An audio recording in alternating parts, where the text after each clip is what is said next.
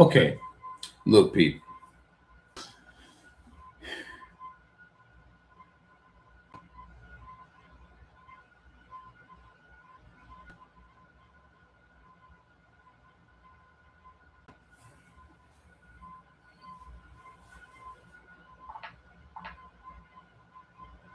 Damn, it's 3:36. Damn, show to show you, man. The time really, really, really flies fast, man. Before you know it, it'll be the 1st of July. We is probably about 4 days. Well, 1, 2, 3, 4. Yep, I was right. 4 days from being the 1st of July. This month is really gone.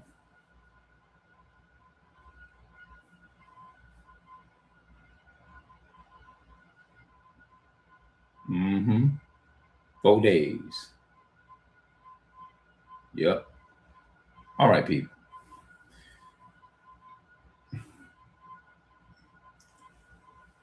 Let's read this here first. It says, "But in vain they do worship me, teaching for doctrine the commandments of men. And he called the multitude and said unto them, Hear and understand." That's a perfect text. Hear and not only hear, that's how you get the understanding. Hear and then you understand. That's how you get the understanding when you listen. You have a lot of religious people. They're very good at being religious. They're very good at being religious. Now, let's break that down. I don't want to just say, just glance over that word. Let's break it down and get the true meaning of religion. I might end up just Googling up something, but I'm going to see if I can do it in my own religion. Let's see. I'm going to see if I want to give you the real, true meaning. I don't want to just tell you anything. You have to be able to identify what it is in order to know where we are. You see what I'm saying? Religion. Religion, I want to give you the true meaning. What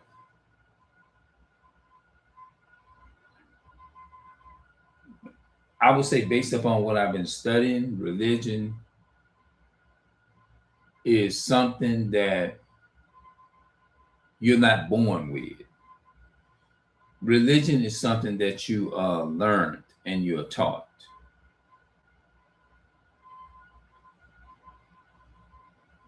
It's a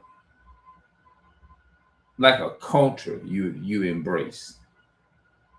It's like you embracing something and you like it and you going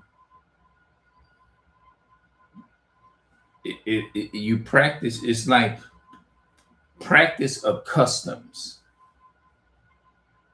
You have a habit of going through all the practices, but when it comes down to really understanding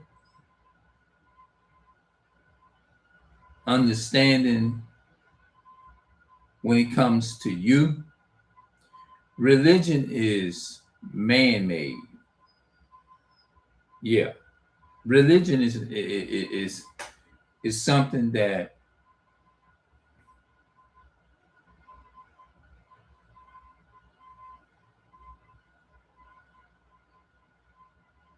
they say going through the motions, right? It says going through the motions.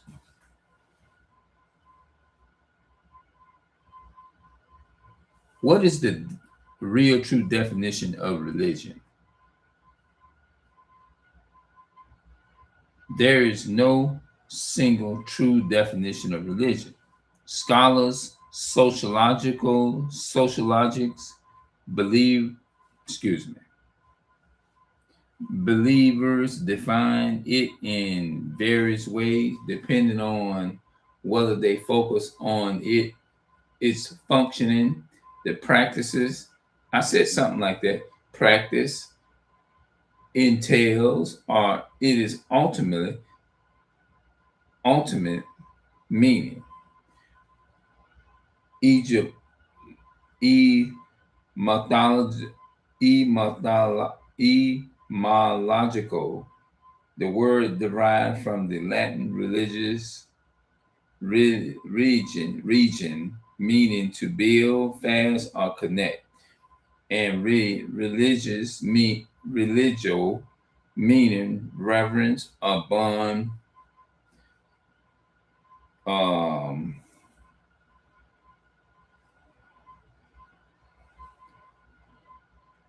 sociological. It is seen as a cultural system. Oh, I said something like that, didn't I? Cultural,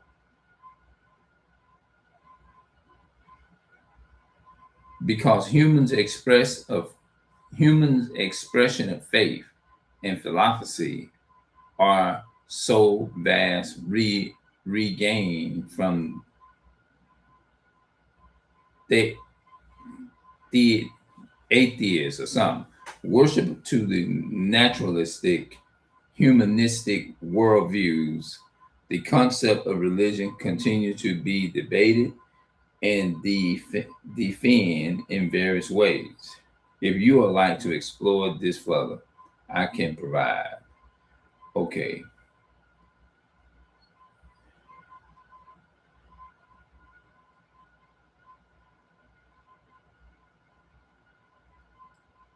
Oh, wait a minute. A breakdown of difference between religious and spirituality. I said something like that because there's a difference between religion and something that's spirituality. Now let's break down. Let's go to let's get an example out of Leviticus, because Leviticus and Deuteronomy and Exodus, they give Leviticus showing up gives a definition of ritual. Let's see if we can get a context from there. And Leviticus. Let's see if I want to get, let's go to Leviticus. That's the first thing, script that's coming to mind. Leviticus.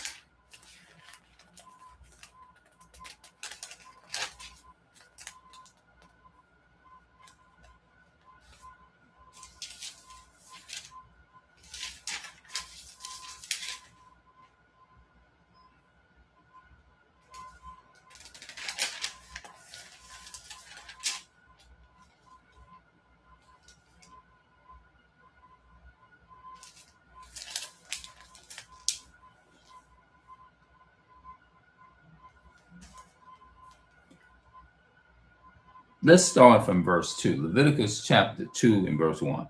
And when any will offer a meat offering unto the Lord, his offering shall be of fine flour. He shall pour oil upon it and put frankincense thereon. He shall bring it to the Aaron's son, the priest, and he shall take thereof his handful of the flour thereof, and of the oil thereof, with all the frankincense thereof, and the priest shall burn the memorial of it upon the altar, to be an offering made by fire, a sweet savor unto the Lord. And the remnant of the meat offering shall be Aaron's and his sons. It is a thing most holy of the offerings of the Lord made by fire. And if thou wilt bring an oblation of meat offering baked in the oven, it shall be unleavened cakes of fine flour mingled with oil, or unleavened wafers anointed with oil. And if thy oblation be a meat offering baken in a pan, it shall be of fine flour, it shall be of fine flour, unleavened, mingled with oil. Thou shalt put it in the pieces, and thou shalt part it in pieces, and pour oil thereon. It is a meat offering. And if thy oblation be a meat offering, baken in the frying pan, It shall be made of fine flour with oil. Okay. Now that was Leviticus chapter 2 and verse 5. Let's go and look for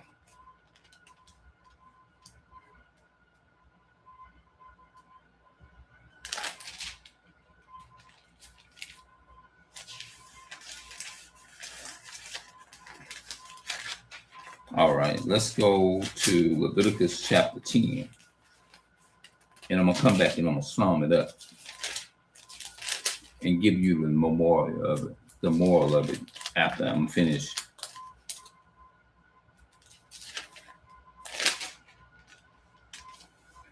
Let's look at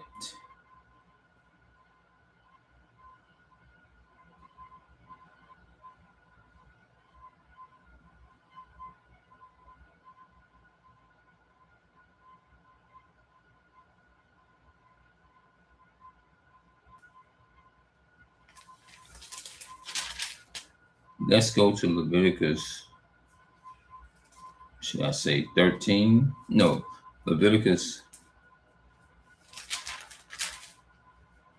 13. Let's try Leviticus chapter 13, and let's try verse 5. And the priest shall look on him the seventh day, and behold, if the plague in his sight be at a stay, and the plague spread not in the skin, then the priest shall shut him up 7 days more. Verse 6. And the priest shall look on him again the seventh day, and behold, if the plague be somewhat dark, and the plague spread not in the skin, the priest shall pronounce him unclean. It is but a scab. He shall wash his clothes and be clean. Okay, let's read one more, and then I'm gonna give you the memorial of what I'm talking about. But if the scab spread much abroad in the skin, after that he had been seen of the priest for his cleansing, he shall be seen of the priest again.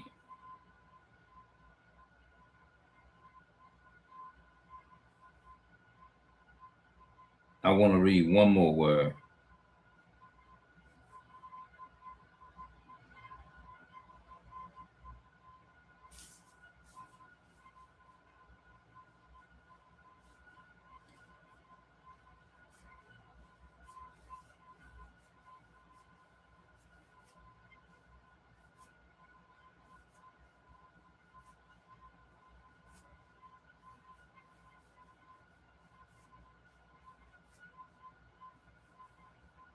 Okay.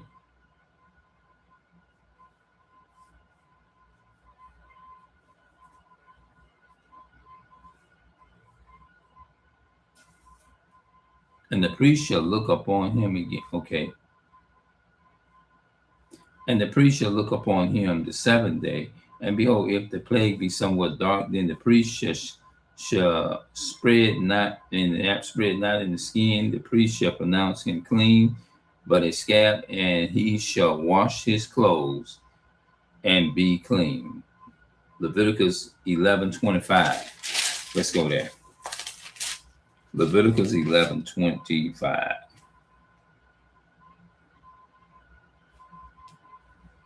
And whosoever bears aught of the carcass of them shall wash his clothes and be unclean unto the evening. Leviticus 14:8, 13, 14, and 8. Here we go. Leviticus 14:8. And he that is to be cleansed shall wash his clothes and shave off all his hair and wash himself in water, that he may be clean. And after that he shall come unto the camp and shall tarry abroad out of his tent 7 days. All right. What was the point of me reading all of that? Okay, you have, this is like a ritual service, right? Rituals. This is like a tradition according to the Bible, right? You have a lot of religious people who are not on a higher level. They are on the level and they're still looking at it in the oh, if I don't do all this here, if I don't let me go and visit the nursing home one Sabbath, and then I done did my part, or I done did that, or you looking at it like that, and you're not looking at it from like, damn man, it doesn't matter what time of day it is. I need to go see this person. Today ain't the Sabbath. No, I'm not looking at that. I really care about this person within me, because all these rituals and things is not gonna come up. You just gonna do it because it's natural to do. You ain't gonna have to be converted to nothing. None of that. It's something that you were born with. It's a natural. That's why I say spiritual. Spiritual is something that is natural. Rituals is something that you create imaginary what you fit, what it is, and you follow along with that. You see what I'm saying? That's what religion is. Religion is something that you create. It's like a belief. You believe in it. But spiritual, it's no such thing as I believe in spiritual. No, it's natural for you to, when you in a spiritual realm, it's just your natural, it's a natural reaction. Like, I don't need to read well, you although we do study and we read stuff, but I don't need to work at it, if that makes sense. I'm trying to make sense out of this here. I'll say, well, I'm looking at how many times I went and visit the sick, about 33 times a day. Yeah, 4, 5, 6 times, 90 times. And then I went to church today. That's ritual. It's not spiritual. You see what I'm saying? Like, I would say that some things, like when people say that I didn't want to do it, but I was God pressed it upon. No, it just should be like, I give you another example. When people say, call me if you need me. Call me up if you need me now. No. Let me explain what I'm talking about. If I already know what your situation is, just like, and I'm gonna give you a true backstory of me. And I'm not shitting on people doing none of that.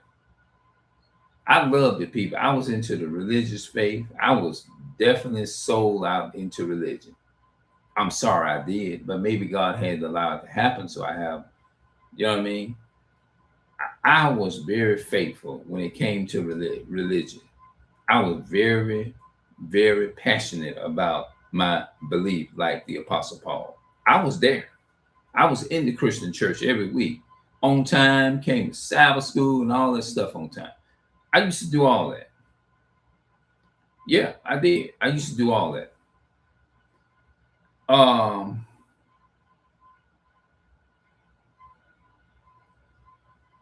so okay, I helped these people today. All of that it's not spiritual. It if I'm already knowing your situation, if I already know your situation, you don't need to tell me 5 and 6 and 7 and 8 times. Because the first time you told me, everybody in the hood know Tony had a stroke. Everybody, I'm just making up something. Everybody in the hood know that Sister Sarah had a stroke.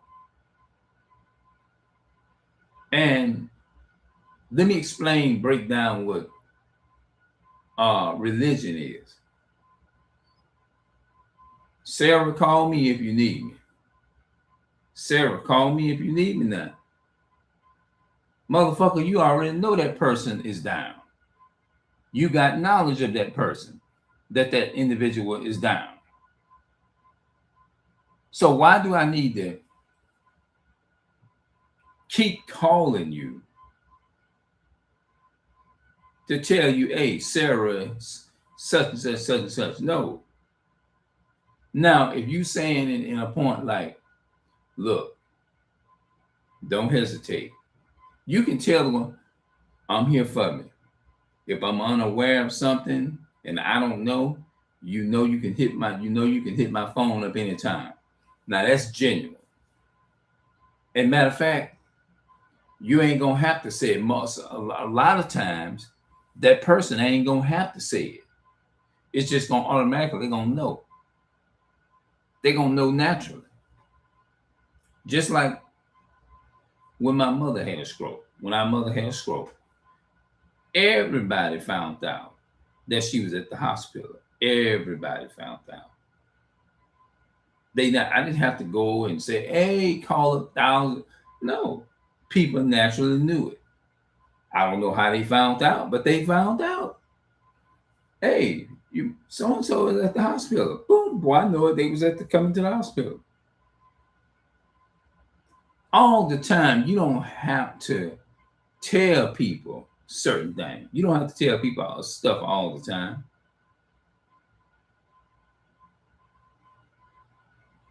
Because they're going to naturally know it. They're going to know it. You ain't got to keep reminding the person. Everybody know that sister so-and-so got broken down. She's bed. Everybody knows sister so-and-so is bed ready. I'm just making up something. You get what I'm saying? Once I know what your situation is, what the fuck would I look like calling up and saying, if you need me, you call me? First of all, if you need, you know the person don't have transportation. Doing something, it just should be natural to do. I'm showing you the difference between religious and spiritual. Spiritually minded, God is naturally dealing with you.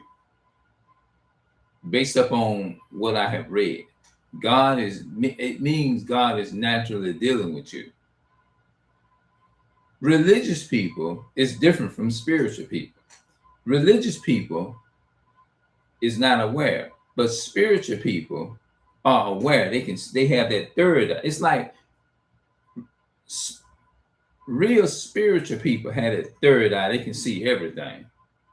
But religious people just see with their naked two eyes.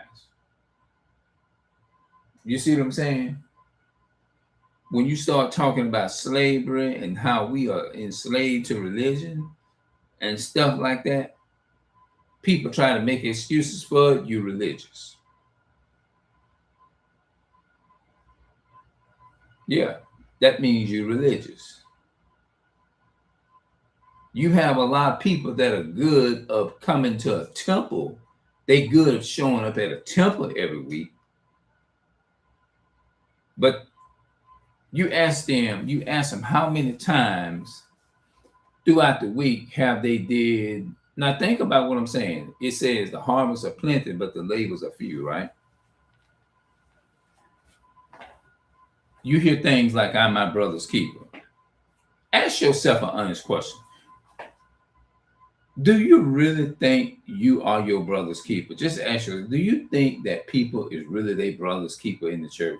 Do you think that in that gathers up at a temple for song, fellowship, worship, prayer, or whatever, do you think that everybody is on that level to where it's really brotherly care in that? No. We all know that. Even the religious people that tend to rituals every Saturday or every week or every Sunday, whatever day you go to church on. We know that, and they know it too. You know good and damn well people ain't living talking about my brother's keeper. If you go to a person through the week or come to their house, they gonna look out their curtain and peep out there. Can I help you? Oh, they not here. Now mind you now, These are the same people that talk about the Jesus in me, love the Jesus in you, the Jesus in me, and I peep right around that curtain. I'll see, man, yeah, religious people. They good at being religious. They good at showing up at a ceremonial function every week to observe the Sabbath or something. You got a lot of religious people that shows up at a temple. You see cars parked outside the temple, right? People good at that. They gonna do that tomorrow, Sunday. They good at that. But when you go to asking questions like, what have we done for the African American, Black, and Hispanic community? How many homes do you see in the community? New homes, 5 people. No.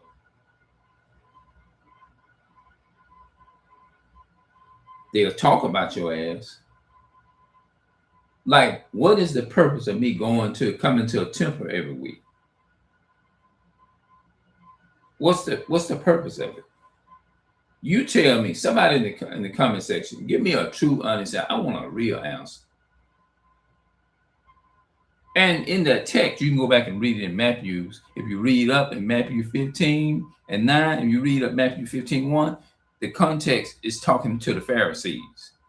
Who are the Pharisees? The modern day Pharisees. The modern day Pharisees are religious people. Oh man, I paid my tithes twice a week. God ain't into that. Tithes is talking about your crops, not your money.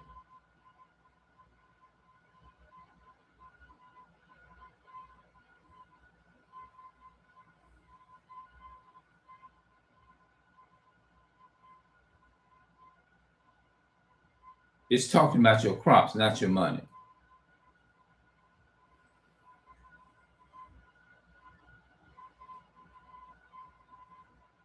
A lot of religious people, but not spiritual people. That's the name of this video. A lot of spiritual people. No, excuse me. A lot of religious people, but not spiritual people. What does it mean to be spiritual? Let's see if we can find a true answer for that. Well, let's see what that means. Because I need to know what it means too. Because I don't know everything. What does it mean to be spiritual? Being spiritual generally means exploring a personal sense of meaning, purpose, and connection. Now, notice it says connection. Connected to what? To something larger than yourself. It emphasizes the human spirit or soul, material concerns, and is highly individualized, often focusing on internal growth, mindfulness, and interconnections rather than strict, organized religious doctrines. Strict, organized religious doctrine mean you good at observing everything, the doctrines and stuff, and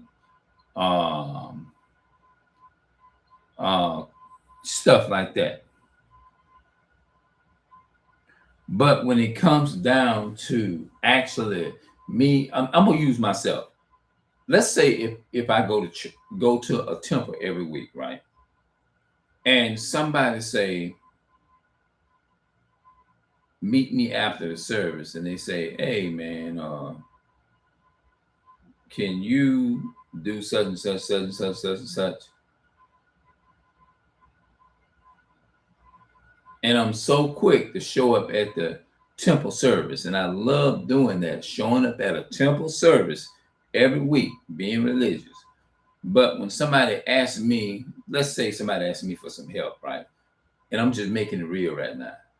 And I say, oh, well, I go to like, you say help you, right?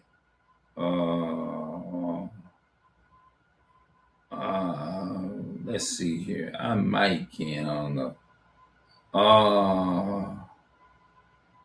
And you just sit there and you pause. You don't know what to say.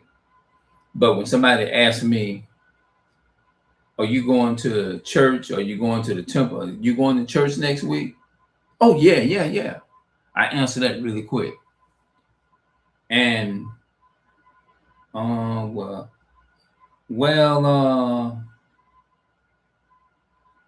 I really can't help you like that. They got a food pantry down there, though. You can go down there and get some stuff from down there. Yeah, they got a lot of stuff down there. You know, times is hard with everybody, man. Um, I ain't got nothing, nothing like that. I don't have it. It's hard with it. Times is hard with everybody. But they got. Why you won't go to the food pantry? Uh, do you get a monthly income a month? They gonna want to go into you, but that's religious. I'm breaking down the difference between spiritual and religion. Because as soon as somebody say, "Hey, I need this, I need that," okay. Hold on. Let me see what I can do. I'm gonna get you. Make sure I can. It ain't much, but I'm gonna. Oh man, I'm sorry, man. I ain't got. This is all I got. Maybe next time I can have a little bit more to do. I hate that I ain't want to just give you this little small amount here, man, or whatever. You know what I'm saying? Um, or whatever. This is the best I can do for right now, but maybe if you just hold out until like next week, until I can get whatever, get down what I need to done. But just take this for the time being, and you'll be all right. And then you know what I'm saying. By the grace of the Most High, whatever I'll take you up on that. Now that's spiritual. But you saw the difference between being religious and spiritual. Um, do you get a check once a month? Oh, okay. Was you working? You going into a whole bunch of details. Religious. And I was trying to break that down. But when it comes down to, oh, you going to church next week? Oh yeah, babe, I'm going next week. Oh yeah. I'm excited about that. You see the difference? The energy type. We're good at keeping religious traditional functions. We're good at that. We're good for showing up for everything else. Rehearsal. They got Women's Day, Men Day program. Singing, we got practice day. We got this, we got that, we got this. We good. We real good at that when it comes to that. I used to be one of them. Would sit up in the religious service every week and thought I was doing right. I don't mind saying I fucked up in that shit too. And I used to be a Seventh-day Adventist. Now I'm not against the Sabbath and the diet. That's real. All the other shit, nah, I'm not with it. So just make sure I make myself clear. The concept of being spiritual covers a wide variety of personal philosophy and practices. Through it commonly revolves around a few central themes. Question for meaning, actively asking profound questions about existence, purpose, what gives life, values, connection and interconnections, cultivating a feeling of unity with the university in nature or humanity. That's spiritual. Transcending the material, shifting, focusing away from purely physical or mental wealth toward inner peace, self-awareness. Didn't I just say that? You're aware of stuff. Let's read this up again. Key aspects of spirituality. The concept of being spiritual covers a wide variety of personal philosophies and practices. Through it commonly revolves around a few central themes. quest for meaning, activity, asking profound questions about existence. You ask questions. That's what spiritual is. You gonna want to know where you at. Spiritual, that's another word. When you find a person that asks questions, if I'm sitting up, now I used to be the one, somebody came to me and tried to tell me debunk Adventists, like, and you can't find Adventists in the Bible. The Sabbath is in that, but you can't find Adventists in that. You ain't gonna see Adventists in the Bible. You're not gonna see African American in the Bible. But you got a lot of, you tell them that the real Jews is black, the real Jews is the black Hispanic, the saints is the Israelites, and God so loved the world applies to Isaiah chapter 45 and 17. Israel is the world. Israel shall be saved in the Lord with an everlasting salvation. Ye shall not be ashamed nor confounded. World without end. That goes with John 3:16. And Israel is that world that the Bible is talking about. But the churches, the Christian churches, when you start talking to them about things pointed out in black and white and differences, a lot of them going to debate and argue with you and pull other scriptures to prove you wrong. That's religious. I used to be one of them. I used to be the main one, used to defend that word, Adventist. Now, the Sabbath and the diet, I was doing the right thing by standing up for that. But when it came to Adventist, that was created by William Miller in the early 1840s, so that's who created it. Spiritual means you ask questions, man. Spiritual means you pick up your Bible. Spiritual means you're asking questions. You're asking questions about certain things. You look up different things. Just like if I read to you in the book of Acts, chapter 7 and verse 48, where it says, Christ dwelleth not in temples made with hands. That's talking about built by the hands of man. At that point, when you hear that, what are you going to do? You're going to sit there and be like, well, you know, that's talking about not putting other gods before him. No, it meant just what it said. He don't dwell in temples built by man's hands. That's what it means. Not made by man's hand. But the temple he's talking about is you. Because the building itself cannot be, the building can't do nothing. It's just a idol. It's a stump. It's just like this door here. You probably can't see it. It's just like this door here. You don't worship no damn door, do you? You don't worship that. That's why Christ said he don't dwell in temples made with hands. The temple he's talking about, according to Acts chapter 7 and 38, is talking about the church, the Israelite. We are the temple.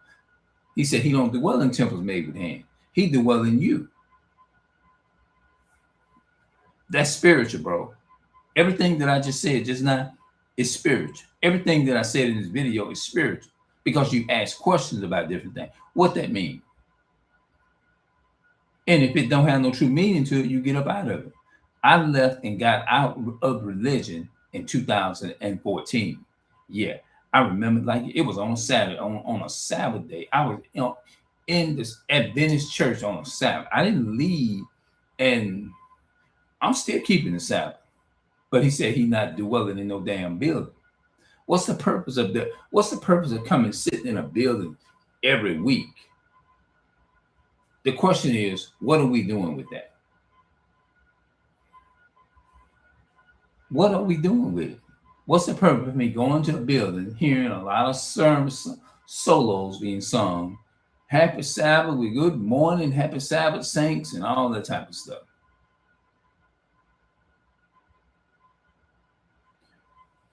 You see what I'm saying? Because you have to look at it like this here. The people that's bound, redded on a bed,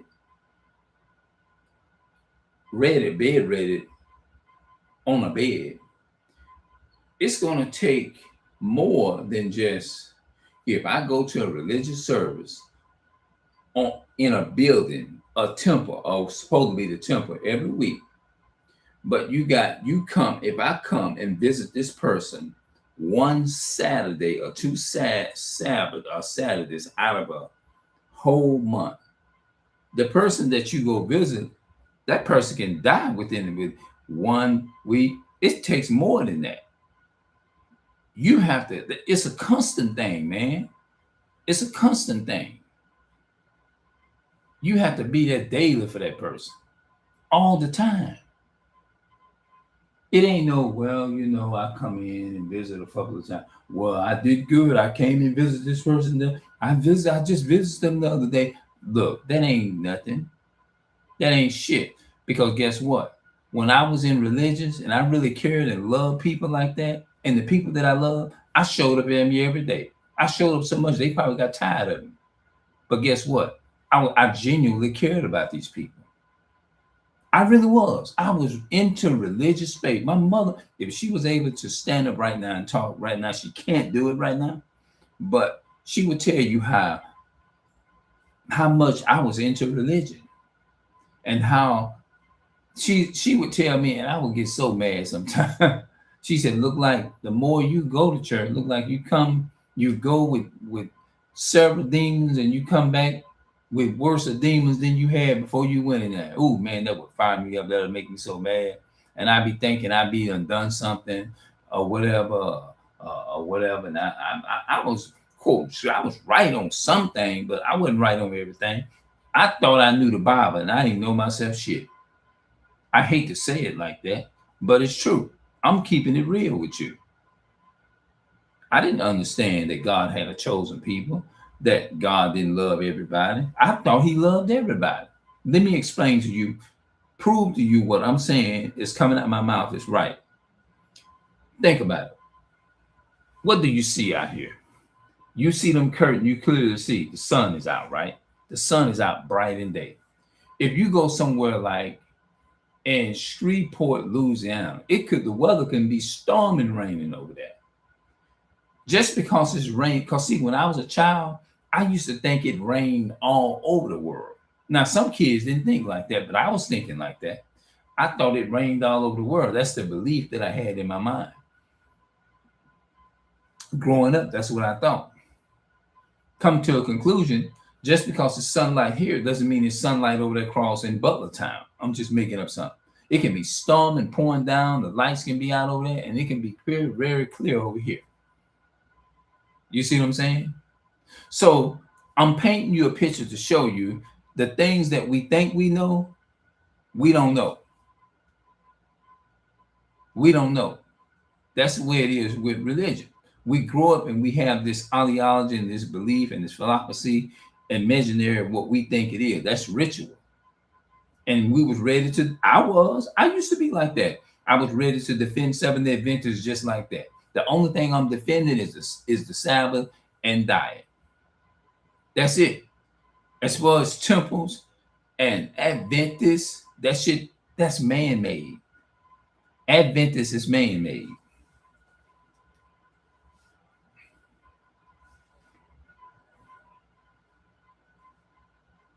When was the Seventh-day Adventist Church was the movement started? However, its roots begin earlier during the Millerites movements in the 1830s and 1840s. That's what I just said. Following the Great Disappointment of October the 22nd, 1844, when Jesus did not return as expected, a group of followers continued to study biblical prophecy and formalize their core beliefs, including the observance of the seventh-day Sabbath. Now, let's do this here. Where did the word Adventist come from?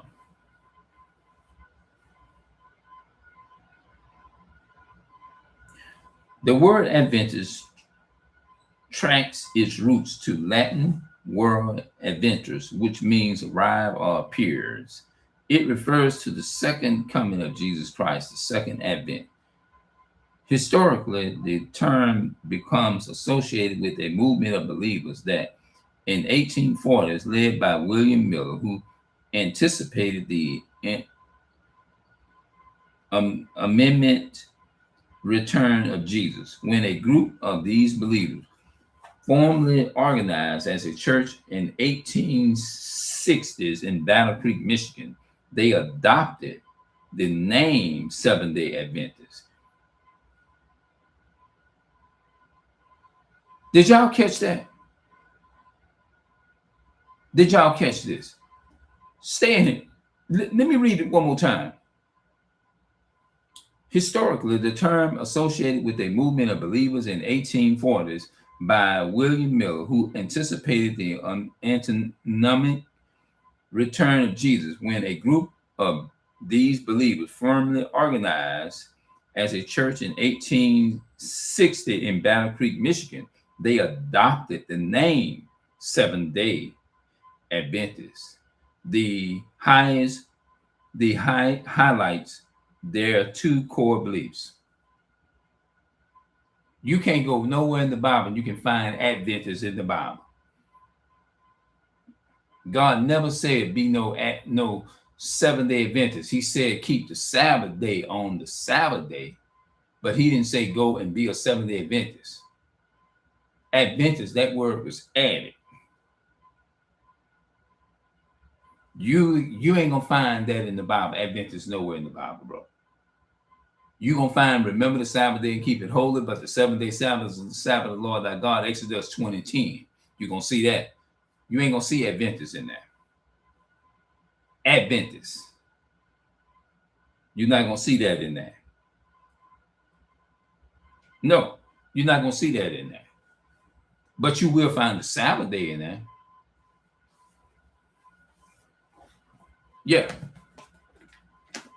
Who was God speaking to? Seventh-day Adventists? Or was he speaking to the children of Israel? Let's see. Let's see if it's gonna say Seventh-day Adventists in the Bible. Let's see. Let's see.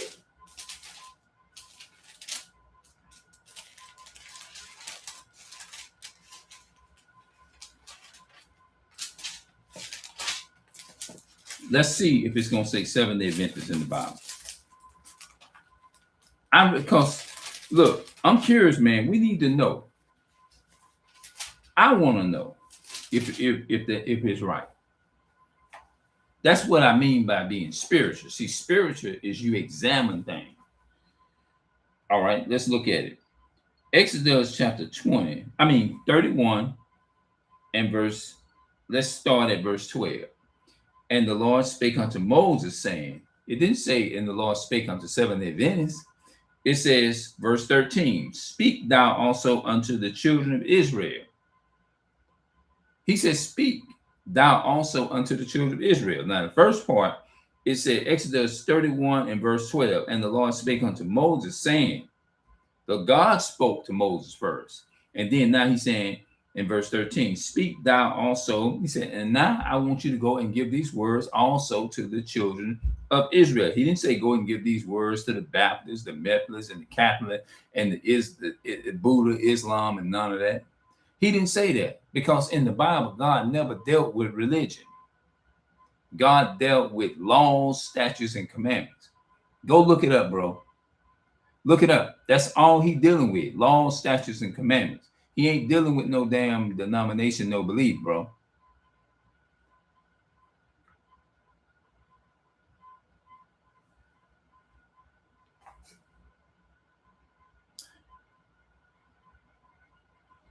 Speak thou also unto the children of Israel. He didn't say speak to everybody, the whole world, or speak to the Edomites, or speak to Esau, or speak to the white man, or speak to them. He said speak to the blacks, Hispanics, and Native Americans. This is who these people are. The children of Israel, God's chosen people. Speak thou also unto the children of Israel, saying, verily my Sabbaths ye shall keep, for it is a sign between me and you throughout your generation, that ye may know that I am the Lord that sanctified you. He didn't say sanctify no damn builder. He didn't say sanctify nobody. He said sanctify the people.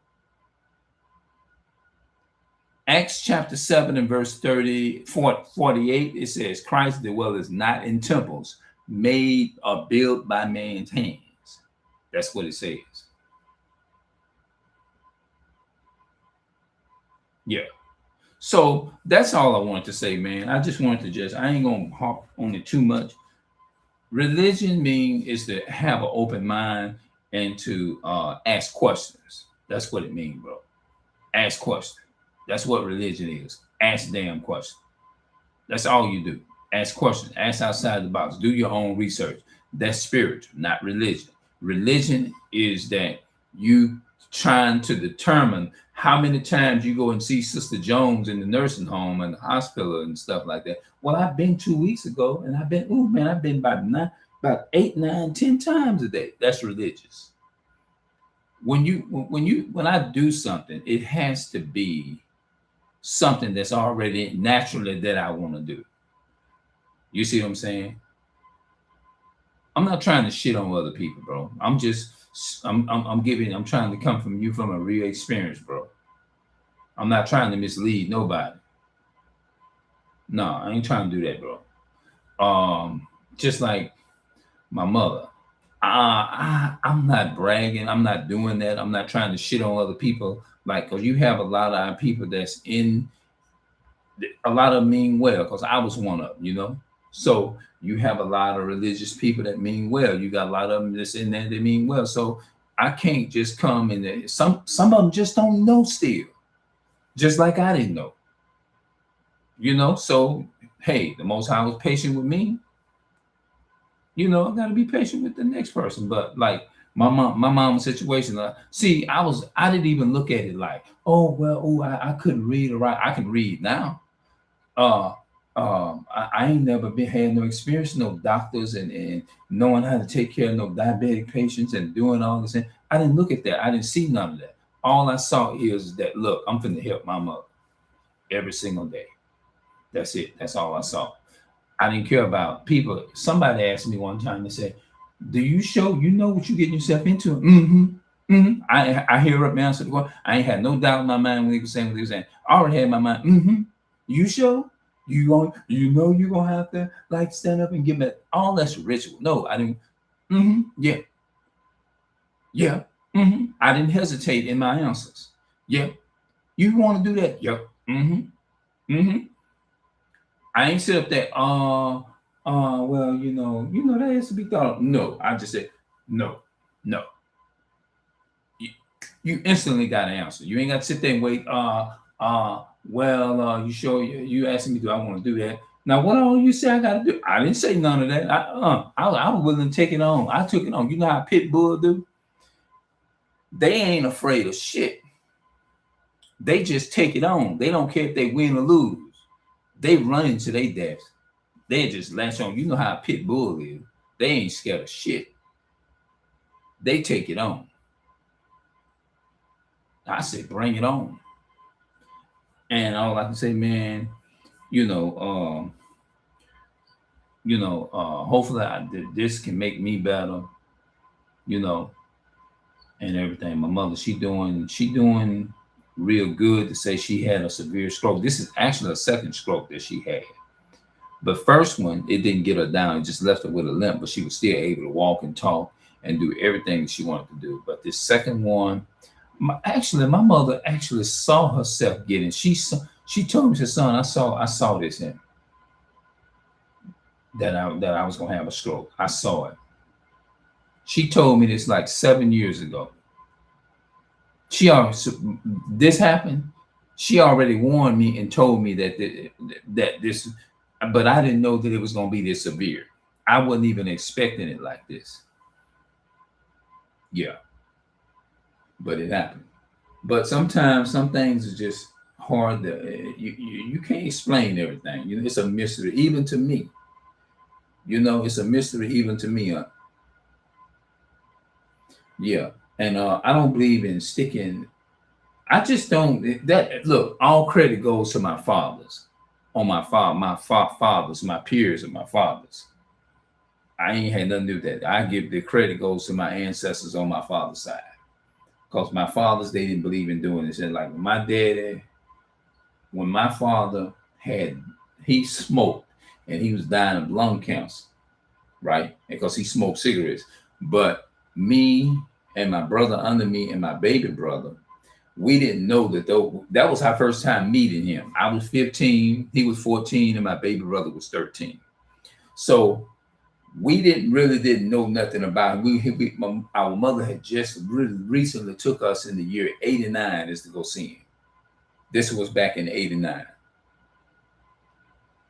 And we didn't know that he was going to had a clue that he was going to be get weakened and he was going to like leave here or whatever.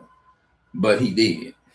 You see what I'm saying? He died or whatever. And we still didn't get a chance to really know him like that. But the point I'm making is my father's brother, which was my uncle on my dad's side, my dad's brother, took him in their house.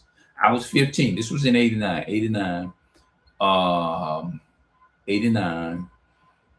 in year 89. I was 15. My baby brother was 4. I mean, excuse me, my brother under me was 14, and my baby brother was 13. And they took him in their house. He took him in their house. So he died in the house. He wasn't in no hospital. My uncle didn't believe in putting his brother, which was my dad, in no hospital.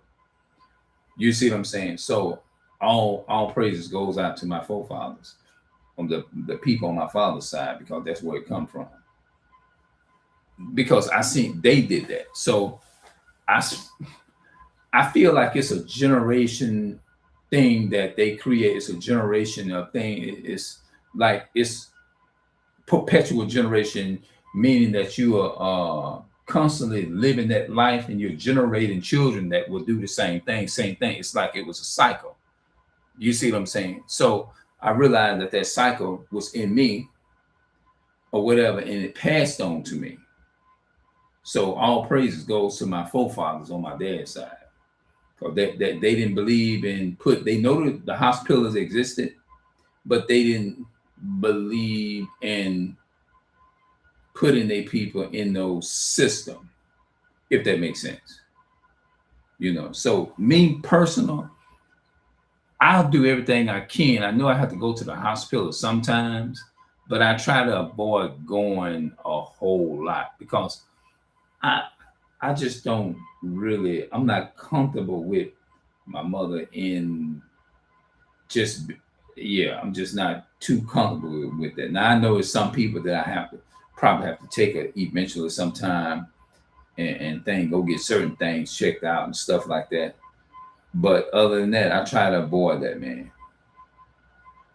Putting it in there for you know what I'm saying, taking them to the hospital, depending upon a system, But I feel like if certain things had been back in the past was kind of serious or something like that, then I had to call up, get medical attention and stuff like that.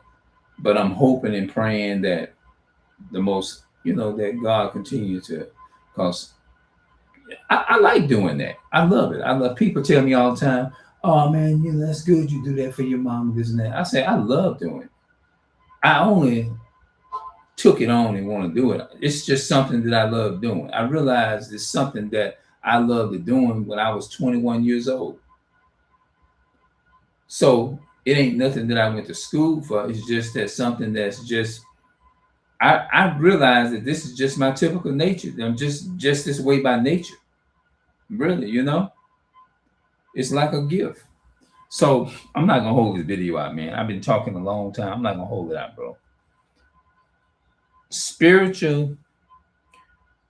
A lot of religious people, but not spiritual people. Appreciate you, homie. Yeah, appreciate it. Appreciate you. All right, I'm gonna get up out of here, man.